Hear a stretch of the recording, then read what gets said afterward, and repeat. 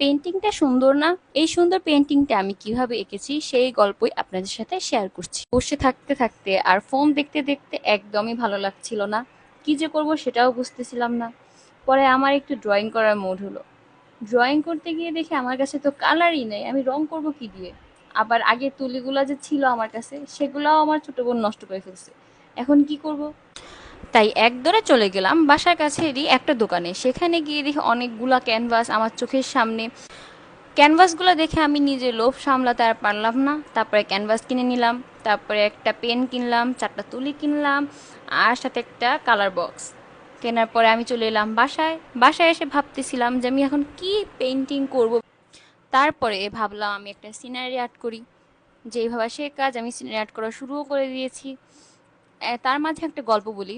আমি যখন এত কিছু কিনে আমি বাসায় আসলাম, আমার আম্মু আমার হাতে এতগুলা জিনিস দেখে বলে যে, অযথাই টাকা কেন নষ্ট করলি, এগুলা দিয়ে তুই কি করবি?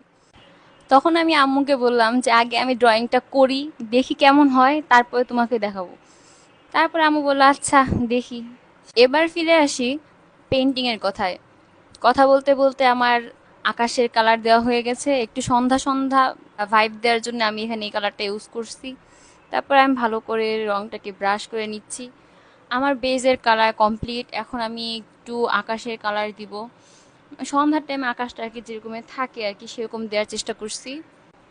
আমি যে জায়গাটায় বসে আর্ট করতেছিলাম সেটার অবস্থার কথা না বললেই নয়। আমার ছোট বোন আমাকে হেল্প করতে এসেছিল। তো তাকে আমি বলছিলাম যে রং মেশানো যে পানিটা, সে পানিটা ফেলে দিয়ে নতুন পানি যেন সে নিয়ে আসে।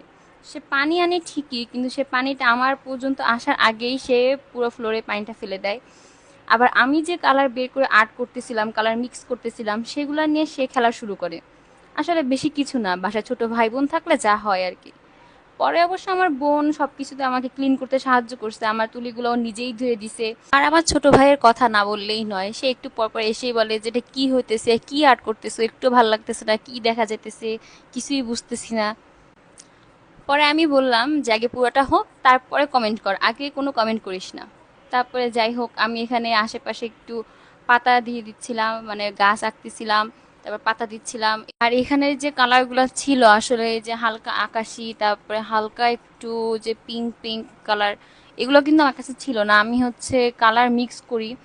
এই পিঙ্ক কালারটা হচ্ছে আমি হালকা একটু লাল, একটু ব্রাউন আর হচ্ছে হোয়াইট কালার দিয়ে মিক্স করে এই কালারটা বানাই।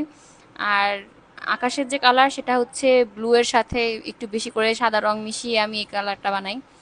হ্যাঁ, আর যে পাতার যে কালারগুলো এগুলোও আমার কাছে ছিল না। আমার কাছে ছিল হচ্ছে নর্মাল যে গ্রিন আর একটা টিয়াক টাইপের যে কালারটা আছে, ওই কালারটা ছিল। তো আমি এই সবুজ যে কালারটা ছিল সেটার সাথে একটু কালো কালার মিক্স করে এরকম পাতার একটা গাঢ় কালারের শেড বানাই। তারপর সেটা দিয়ে কালার করি, আর তারপরে এই যে হালকা যে লাইট গ্রিন কালারটা ছিল সেটা দিয়ে আমি তার উপর দিয়ে একটা শেড দিয়ে দিই যাতে দেখতে আসলেই গাছের মতো মনে হয়। এই হালকা গ্রিন কালারটা দেওয়ার আগে আমি এই যে কালারটা আমি বানাই পাতার, তার উপরে আমি আবার একটু কালো রঙের একটা শেড দিই যাতে দেখে মনে হয় যে আসলে গাছে যেমন একটা ছায়া থাকে সেই ছায়াটা থাকে। তারপরে আমি এখানে যে ল্যাম্প দিব, ল্যাম্পগুলো আঁকার জন্য আমি প্রথমে স্কেল ব্যবহার করার চেষ্টা করেছিলাম, কিন্তু রঙগুলো পুরোপুরি না শুকানোর কারণে সেটা আমি ইউজ করিনি, কারণ স্কেলটা নষ্ট হয়ে যাবে। পরে আমি এই তুলি দিয়ে উপরে ধরে কোনো রকম একটা সোজা দাগ দিই। আর তারপরে আমি যে পেনটা কিনে এনেছিলাম আজকে, সেই পেন দিয়ে ল্যাম্পের যে শেপটা সেই শেপটা এঁকে নিই। ল্যাম্পের শেপগুলো আঁকার পরে আমি হলুদ কালার দিয়ে সেই শেপ অনুযায়ী কালার দিয়ে ফুলফিল করি। আর ফুলফিল করার পরে একটু অন্যরকম একটা কেমন একটা কালার, আমি জানি না, আমি এক্সপার্টও না, তো আমি জানি না এটা কি কালার, নামও জানি না। সেটা দিয়ে আমি হচ্ছে একটু গাঢ় করে নেই। আর কারণ গাঢ় না করলে হলুদের উপর যদি আমি তার থেকে যে সাদাটা দিই তাহলে ল্যাম্পের যে আলোটা ওটা ছড়ানো বোঝা যাবে না। তাই জন্য আমি এই কালারটি ইউজ করি। আর ল্যাম্পগুলো আঁকার শেষে আমি একদমই লাইট হলুদ কালারটা ইউজ করি যাতে বোঝা যায় যে না লাইটটা জ্বলে আছে এরকমটা। তারপরে ল্যাম্পের দুই পাশে আমি ছোট ছোট দুইটা লাইট দিয়ে দেই, এটা আরো সুন্দর দেখা যায়। এখন আমি এই লাইটগুলোকে আরেকটু মডিফাই করব। লেমন ইয়েলো যে কালারটা আছে সেগুলো দিয়ে আমি একটু হাইলাইট করে দিব। তারপরের যে কাজগুলো ছিল সেগুলো আমি অফ ক্যামেরাতেই করি, আসলে অফ ক্যামেরাতে না অন ক্যামেরাতেই করি, কিন্তু আমি ভিডিওটা অন করতে ভুলে যাই। তারপরে যখন আমার পুরোটা কমপ্লিট হয়ে যায় আমি এটাকে পলি দিয়ে র্যাপ করে দিই যাতে ময়লা না পড়ে। আমার বক বক শোনার জন্য এবং ভিডিওটি দেখার জন্য অসংখ্য ধন্যবাদ। ভিডিওটি কেমন লেগেছে অবশ্যই কমেন্ট বক্সে জানাবেন। Thank you so much. Bye by.